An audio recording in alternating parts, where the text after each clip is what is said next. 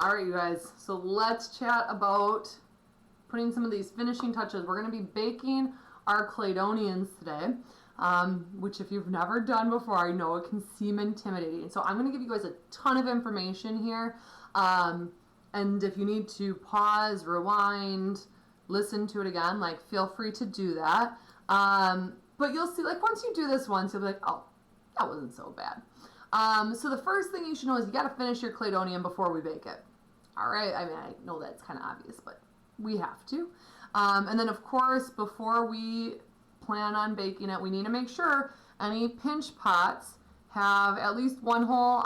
I tend to do two because I like to be overly cautious, and I don't care if there's, it's hiding under the tail anyway, so it doesn't bother me that there's two holes instead of one.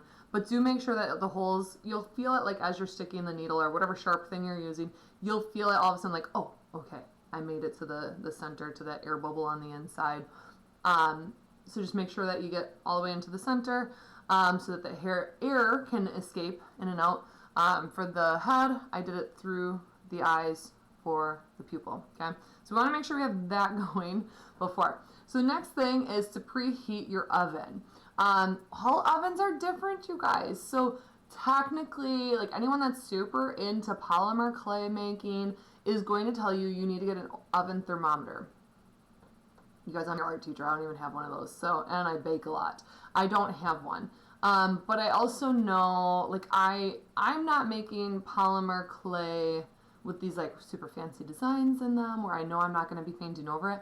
I know I'm going to be painting this. So you guys can see already that the color does change a bit when you're baking it. And for me, I don't mind that because I know I'm going to be painting it. It's not that big of a deal. And some colors are going to change more than others. Like the blue didn't hardly change at all. The light orange changed quite a bit. The darker orangish red, slightly, like so, but I know I'm painting it, so it doesn't bother me, I guess is what I'm trying to say. So this particular brand of polymer clay that we're using, they recommend setting your oven to 266 degrees Fahrenheit. You guys, my oven doesn't even do 266. It's like, it'll do 265, 270, doesn't do 266. So, but here's the thing, because all ovens kind of vary, like some run hot, some run cold, I tend to like to be a little bit more cautious, and I actually set mine to like 250, 255, maybe up to 260 is usually the highest that I go, because I would rather just keep it in for an extra couple minutes than to have it burn and make it stinky in my house. This is non-toxic, right?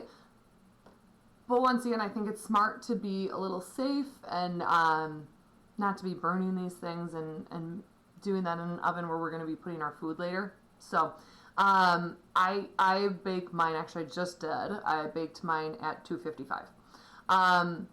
So other things to know. So we're going to preheat our oven. I preheat it to 255 and I wait for it to go beep, beep, beep, or whatever your oven does to tell me that it's been preheated. So then, as far as putting your Claydonian in the oven, you're going to need to put it on a surface. So we're going to pretend that this is a baking sheet right now. It could be a metal baking sheet. It could be a stone or ceramic baking sheet. It could be like a glass baking dish. Anything that you can put in the oven, like with your food in it, is fine for this. However, once again, we're going to be extra cautious here. And we're not just going to set it right on the metal or right on the glass. We're going to put some parchment paper underneath it so that there is no polymer clay actually touching where your food is going to go later, just to be safe, right? Another thing that I think works out really well is to take some parchment paper and to make a little tent that's going to go over your Claydonian while it's baking. And what this does, I mean, your oven is big, right? Like your Claydonian is just this tiny little thing and your oven is, a couple feet by a couple feet. So that's a lot of space for the air to be circulating around it. By putting this little tent over the top, it actually helps keep the air in this area. So it kind of works as like an extra step to baking this more evenly and a little bit quicker. So it's going to reduce your chances of having your Claydonian or any portion of your Claydonian burn. So, if we can reduce that risk, we're going to go for that, right? We don't want it burning. And when I say burn, basically what's going to happen is that color is just going to turn a little bit more than it would have otherwise. And we just don't want that. And it could make it a little stinky too in your kitchen, which also we don't want that either. So anyway, I put the little piece of parchment paper over the top as well while I'm baking it. Okay, so we know we're going to set it between 250 and 260. We know that. We know we're going to wait for it to preheat before we put it in there. We know we're putting it on some kind of oven safe dish with parchment paper underneath and parchment paper over top. If you don't have parchment paper, it's cheap. Like if you're able to, head to a dollar store or Walmart or Pick and Save, whatever you got by you. And it's usually like you can get a roll of it for around $1 to $2, somewhere in that price range. So it is inexpensive. But if you really, if you can't go get it, you can't make the run, and none of your neighbors have any that, a sheet that you could borrow, you could do tinfoil. Tinfoil works 90% as well as this does, but sometimes tinfoil does help or make the temperature fluctuate just a little bit around it, and it can burn it. But once again, we're painting these, so it's not that big of a deal. So I wouldn't be too stressed over it if all you can get is tinfoil.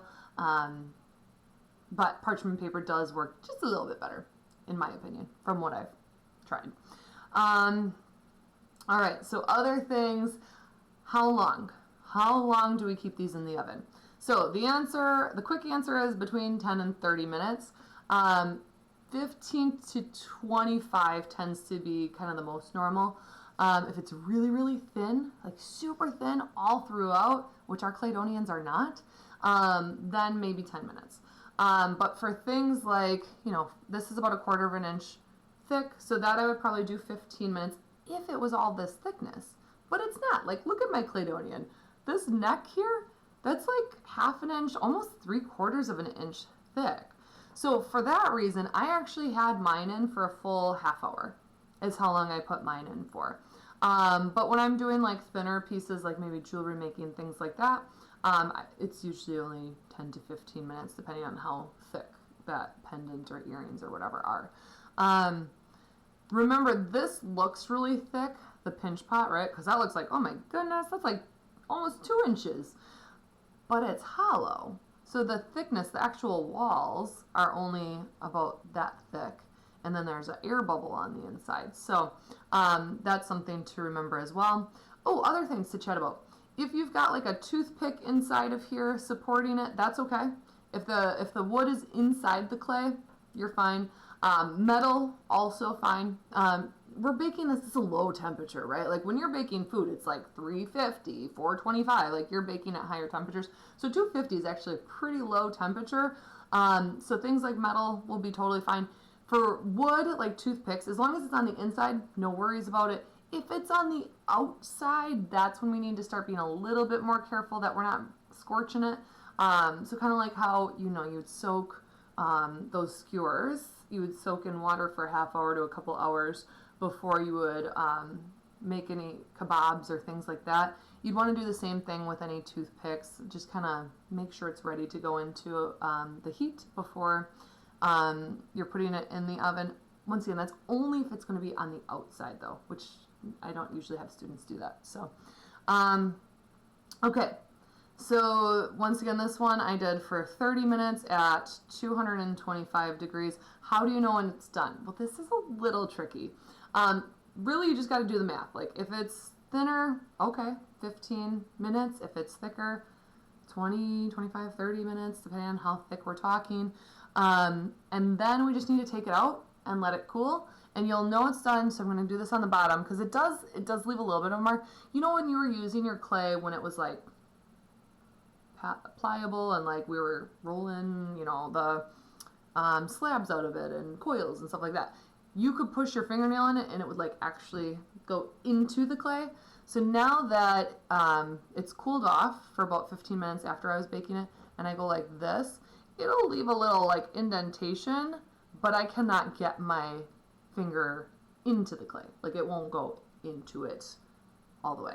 So that's how I know that it's done. So it's softer. It's not going to be like a hard plastic by any means when it's done. It's still going to feel kind of soft. You definitely don't want to be like scratching it with things or anything. Once we paint it, I'm going to show you guys some other steps too you can do to make it a little bit stronger once it's done, but we'll chat about that more on a previous day because this is already a lot of information. So anyway, that's how you know when it's done. So some tips and things we need to know before we start, aside from what I've already talked about. I like to make sure that I have a window open while I'm baking it, and then after I'm done baking it, I keep my oven door open for about a half an hour with the window open, and I usually will turn on the fan for our oven as well if you've got one of those. Just once again, to be a little extra safe. This is non-toxic, but just in case, right? So I also, you should not be baking your Claydonian while you're baking cookies or while you're, cooking a lasagna. Like, please do not do that because you will smell maybe a little bit of the polymer clay. Like, it is a plastic clay. So we don't want those fumes getting into our food, right? So that's why I leave my oven open for a little bit afterwards. I let anything that, maybe any of the smell that might be in there kind of gets it out. And then the window's open so it can go right outside. You don't have to worry about that. Let's see, you guys. I think that's it as far as information. If you have questions along the way, feel free to send me an email or ask during our next class or whatever. But yeah, we want to make sure we are getting our Claydonians baked then. Next class, we're going to start talking about painting them and putting on some of those finishing details. So I hope that yours comes out great. I cannot wait to see them. See you next time, guys.